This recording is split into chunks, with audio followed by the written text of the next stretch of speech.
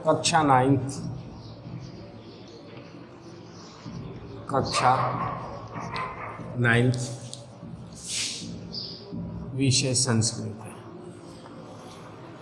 विषय संस्कृत। इसमें हम सीख रहे हिंदी से संस्कृत बनाना। क्या सीख रहे? हिंदी से संस्कृत बनाना, संस्कृत बनाना।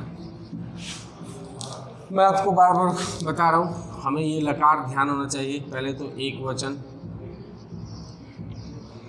एक वचन,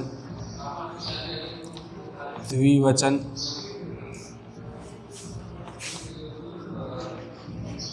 और बहुवचन। उसके बाद प्रथम पुरुष, मध्यम पुरुष और उत्तम पुरुष। उत्तम पुरुष में अहम यानी मैं, आवाम यानी हम दो, और वयम यानी हम सब, ये आ जाते हैं, जो कि हम कर चुके हैं। उसके बाद मध्यम पुरुष में त्वम यानी तुम, युवाम यानी तुम दो, और यूयम यानी तुम सब, ये आते हैं मध्यम पुरुष में। उत्तम पुरुष में, मध्यम पुरुष में, उत्तम पुरुष भी कर चुके हैं, मध्यम पुरुष में। प्रथम पुरुष में संज्ञा, सर्वनाम आदि,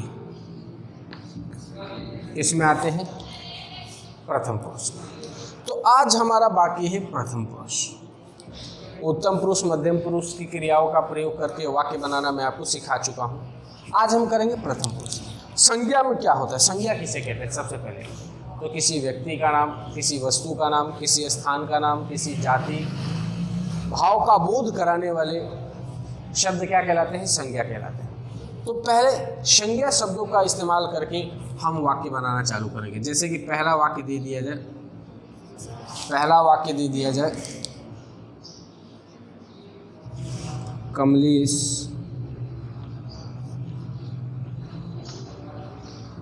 पढ़ता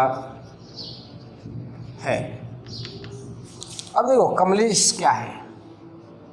किसी का नाम है। तो किसी का नाम किस में आता है? संज्ञा में। यानी यहाँ पे संज्ञा शब्द का प्रयोग किया गया, और पढ़ना क्या है? क्रिया है। तो संज्ञा किस में आते हैं? संज्ञा शब्दों के साथ क्रिया किसकी होती है? प्रथम पुरुष की। अब कमलेश एक है तो लिख देंगे कमलेशः। पढ़ना क्रिया है तो प्रथम पुरुष की। एक व्यक्ति पढ़ने वाला है तो प्रथम पुरुष की एक वचन, लट लकार है, वर्तमान काल चल रहा है, यानी पठति। क्या हो जाएगा? पठति, कमलेशः पठति। अब कह दिया जाए नंबर 2,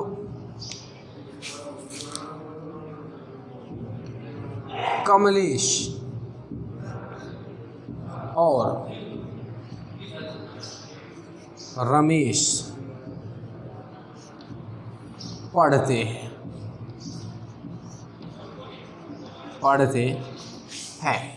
कमलेश और रमेश पढ़ते हैं। कमलेश किसी का नाम है, यानी ये संज्ञा है। रमेश किसी का नाम है, ये भी संज्ञा है। और एक अव्यय शब्द है। और पढ़ना क्या है? एक क्रिया है। पढ़ना क्या है? एक क्रिया है। तो अब यहाँ पे देखिए, संज्ञा शब्द 2 आ गए, तो 2 संज्ञा आ गए तो क्या हो जाएगा? क्रिया भी द्विवचन की हो जाएगी। संज्ञा के साथ में प्रथम पुरुष की क्रिया होती है, लेकिन यदि संज्ञा शब्द एक है यानी कर्ता एक है तो क्रिया एक वचन की होगी। कर्ता 2 है तो द्विवचन की, और 2 से अधिक है तो बहुवचन की। तो यहाँ पे कर्ता कितने हैं? 2 है।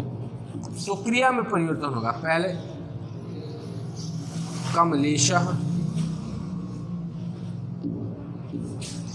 उसके बाद रमेशः, दोनों संज्ञा शब्द लिख दिए, यानी कर्ता को लिख दिए। और अव्यय के लिए संस्कृत में च शब्द का प्रयोग किया गया। कमलेशः रमेशः च, पढ़ने वाले दो है तो पठता, क्या हो जाएगा? पठता। कमलेश और रमेश पढ़ते हैं।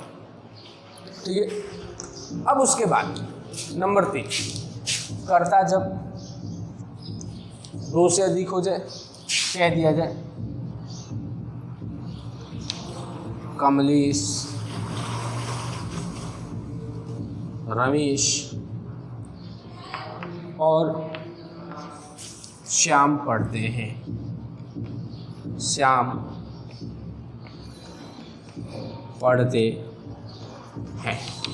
अब देखो यहाँ पे कमलेश पहला संज्ञा पहला कर्ता, रमेश दूसरा संज्ञा शब्द दूसरा कर्ता, और अव्यय श्याम तीसरा कर्ता, और पढ़ना पढ़ते हैं क्रिया।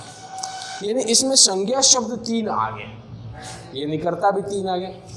तो अब क्रिया इसमें क्या होगी? बहुवचन की। तो पहले कमलेशः, रमेशः,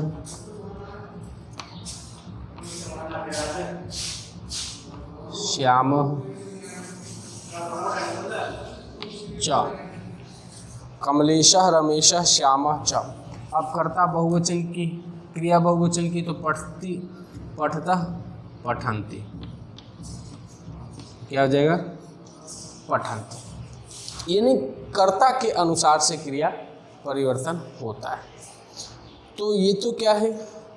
संज्ञा शब्दों का इस्तेमाल किया गया है। केवल संज्ञा शब्दों का इस्तेमाल करके वाक्य बनाए गए। आज आप लोगों को संज्ञा शब्दों का इस्तेमाल करके जो संज्ञा शब्द आएंगे, जैसे किसी व्यक्ति का नाम, किसी वस्तु का नाम, तो आज व्यक्ति के नामों का इस्तेमाल करके आपको हिंदी शब्दों को संस्कृत में बनाने में सिखाया। आज इस बात को ध्यान से समझें, कॉपी में उतारें। कल मैं आप लोगों को सर्वनाम शब्दों का इस्तेमाल करके हिंदी से संस्कृत बनाने बताऊंगा। इस बात का ध्यान रखें। आज के लिए इतना ही। धन्यवाद।